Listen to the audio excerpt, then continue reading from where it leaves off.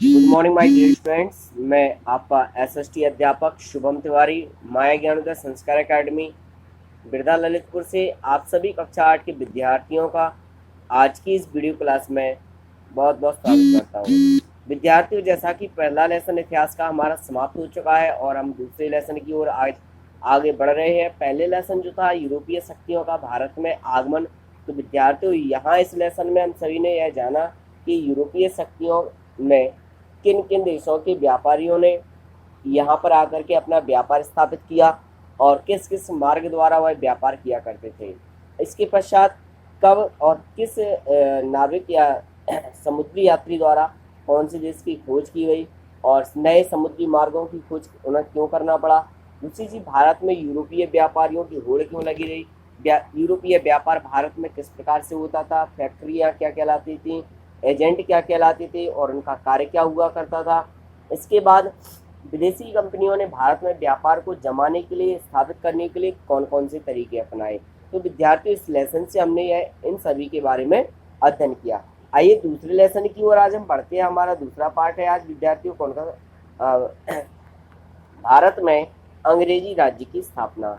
तो विद्यार्थियों, जहाँ पर एक समय ऐसा था कि हमारे भारत देश में अगर बात करें विदेशी कंपनियों के पूर्व, तो पहले मुगलों का शासन था, यानी मुगल साम्राज्य हमारे भारत में स्थापित था और उनका ही शासन प्रशासन संपूर्ण भारत देश में लागू था। परंतु विद्यार्थियों, ऐसा होता है कि कभी कभी कि किसी क्षेत्र में, किसी राज्य में एक बहुत ही महत्वाकांक्षी और प्रभावशाली राजा हुआ करते थे, जो कि अपने वर्चस्व के कारण और अपनी शक्ति के कारण संपूर्ण भारत में उनका साम्राज्य रहता था। परंतु उन्हीं राज्यों में कुछ राजा ऐसे हुए जिनकी महत्वाकांक्षा बहुत कम हुआ करती थी, या दूसरे देश के राजा या दूसरे लोग उन पर आसानी से अपना अधिकार कर लेते थे, उनकी शक्ति को छीन करके। तो यही कारण रहा कि भारत में मुगलों के बाद अंग्रेजी राज्य की स्थापना हुई। विद्यार्थियों, यहाँ पर मैं आप सभी को बताऊं कि अंग्रेज, फ्रांसीसी और अन्य यूरोपीय व्यापारियों की तरह भारत में ये कंपनियां भी भारत में व्यापार करने के लिए आई थी। परंतु धीरे धीरे जब इन्होंने यहाँ की शासन प्रशासन और लोगों के बीच में रहकर इनके अंदर जो डर की भावना या जो इनके हालात थे, इनके पास जो संसाधनों की कमी थी, इन सभी चीज़ों को देखते हुए इन कंपनियों ने अब भारत को अपना उपनिवेश बनाना चाहा। विद्यार्थियों, यहाँ पर उपनिवेश की अगर बात जो शब्द आया है, तो उपनिवेश राज्य क्या कहलाता था, यह इसका अर्थ यह है कि दूसरे देश की उन्नति में किस प्रकार इनका सहायक हुआ करते थे। तो आइए जानते हैं कि जब एक देश के लोग किसी दूसरे देश पर अपना वर्चस्व स्थापित कर लेते हैं, तब दूसरा देश पहले देश का उपनिवेश राज्य बन जाता है। अर्थात विद्यार्थियों, यहाँ पर जैसे एग्जाम्पल के तौर पर एक बात कर रहे हैं, तो जैसे आपके पास कुछ सामान है, परंतु आपके उस सामान पर आपका अधिकार ना हो करके मेरा अधिकार हो, मेरा आपके ऊपर अधिकार है, तो आपकी वस्तुओं के ऊपर भी हमारा अधिकार ही होगा। तो जब इस प्रकार से कोई दूसरा देश अपनी शक्तियों के कारण से किसी अन्य देश पर अपना आधिपत्य कर देता है, वर्चस्व स्थापित कर देता है, तो वह देश उस देश का उपनिवेश राज्य बन जाता है तथा वहाँ का जो कुछ भी संसाधन होते हैं, वहाँ की जो भी वस्तुएं होती हैं, उन वस्तुओं पर उस देश का संपूर्ण अधिकार हो जाता है और वह उन शक्तियों का भोग, उन संसाधनों का उपयोग अपने देश की तरक्की के लिए, उन्नति में करने लगता है। तो विद्यार्थी, उसको कहते हैं उपनिवेश राज्य। तो 18वीं सदी की बात करें, उस समय मुगल साम्राज्य की शक्ति क्षीण हो गई थी। मतलब मुगल साम्राज्य एक तरह से भारत में बहुत कमजोर पड़ गया था। अब इस कारण से प्रांतीय क्षेत्रीय शासकों ने अपनी स्वतंत्र सत्ता स्थापित करने के लिए इन अंग्रेज और फ्रांसीसियों से मदद लेना प्रारंभ कर दिया। इनमें विद्यार्थियों सबसे मुख्य जो स्थान थे वह थे बिहार, उड़ीसा, अवध, हैदराबाद, मैसूर और मराठा। मुगल बादशाह का नियंत्रण नाम मात्र रह गया था। इस सदी में यूरोप में फ्रांस और इंग्लैंड के बीच में उपनिवेश और व्यापार को लेकर के लड़ाइयाँ छिड़ी रहती थी। अर्थात मतलब यह है कहने का कि फ्रांस और इंग्लैंड उस समय इतने बाहुबली शक्तिशाली दोनों राष्ट्र थे कि यह दोनों राष्ट्र संपूर्ण विश्व में अपने अपने उपनिवेश और व्यापार को स्थापित करना चाहते थे।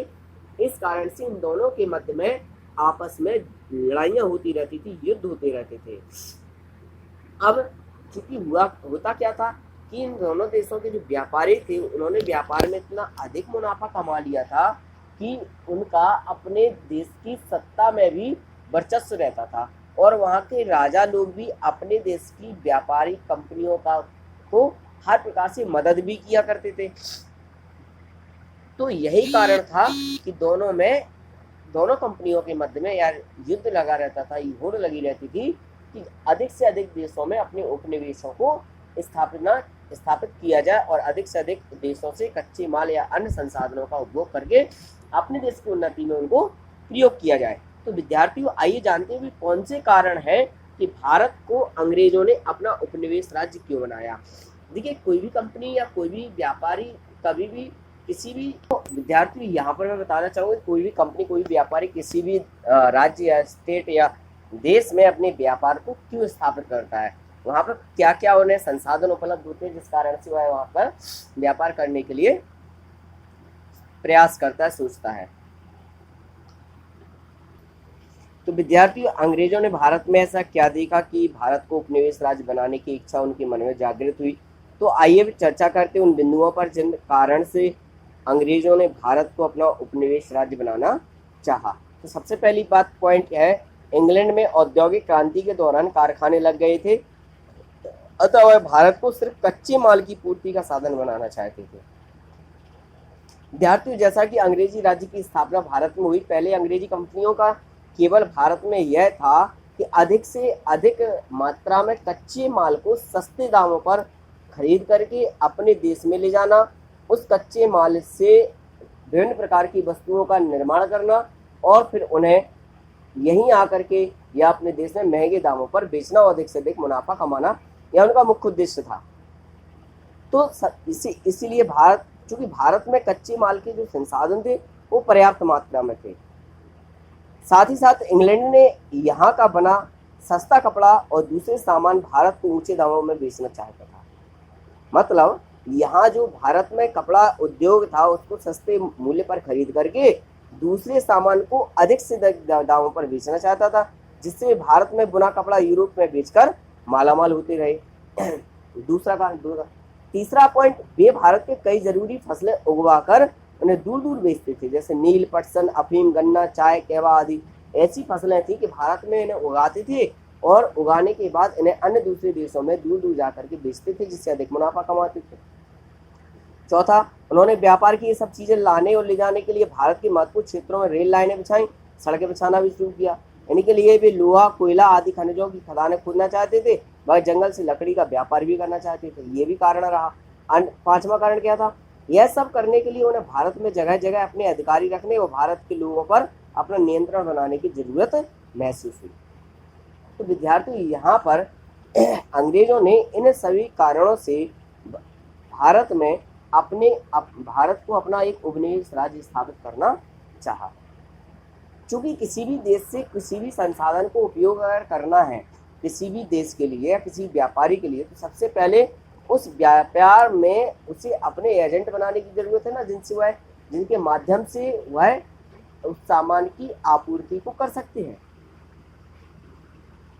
तो यहाँ पर ये चक्र आप देख रहे हैं, इस सर्कल के माध्यम से हम समझ सकते हैं कि भारत में कपास की पैदावार हुई, पैदावार से भारत कपास का कच्चा माल इंग्लैंड भेजते थे, वहाँ पर क्या करते, कारखाने से कच्चे माल से कपड़ा बनाते थे और कपड़ों को भारतीय अंग्रेज एजेंट भारत को महंगे दामों पर कपड़ा को बेचते थे। मतलब कुल मिलाकर के यह था कि भारतीय कच्चे माल का उपयोग करके भारत में ही आकर के व्यापार को अधिक दाम पर करना ही इनका प्रमुख उद्देश्य था। अब ऐसा हुआ क्यों? ऐसा इसलिए हुआ कि भारतीय बुनकर जो थे, भारतीय कपड़ा बनाने वाले जो लोग थे, उनकी जो कारखाने थे वह विदेशी कारखानों का मुकाबला नहीं कर सकते थे।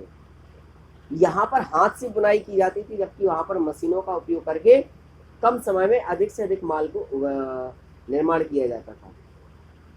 यही कारण रहा कि अंग्रेजों के द्वारा भारत का जो व्यापार था, भारत का जो बाजार था, भारत की जो वस्तुएं थी, वह कमजोर पड़ने लगी और लोग भाग उन्हें खरीदने लगे।